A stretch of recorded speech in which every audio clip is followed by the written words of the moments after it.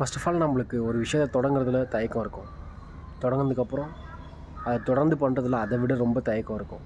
ஒரு டைமும் நம்ம என்ன பண்ணுறோம், ஒரு விஷயத்தை தொடங்கினதுக்கப்புறம் அதை எப்படிடா நிறுத்தலாம், ஐயோ இது செட் ஆகலை, இது நம்மளுக்கு வேலைக்கு ஆகாது அப்படின்னு தோணி நம்ம அதை தொடர்ந்து முயற்சி பண்ணுறதில்ல.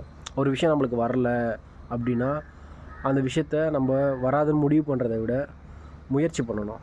முயற்சி பண்ணியும் வரல அப்படின்னா கண்டிப்பாக நம்ம அதை ப்ராக்டிஸ் பண்ணணும். ப்ராக்டிஸ் பண்ணுறதெல்லாம் கண்டிப்பாக வரும்.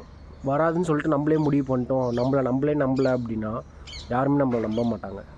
நம்மளுக்கான கான்ஃபிடென்ஸை நம்ம தான் பில்ட் பண்ணிக்கணும். நம்மளுக்கான கான்ஃபிடென்ஸ் நம்மளுக்குள்ளேருந்து தான் வரணும்.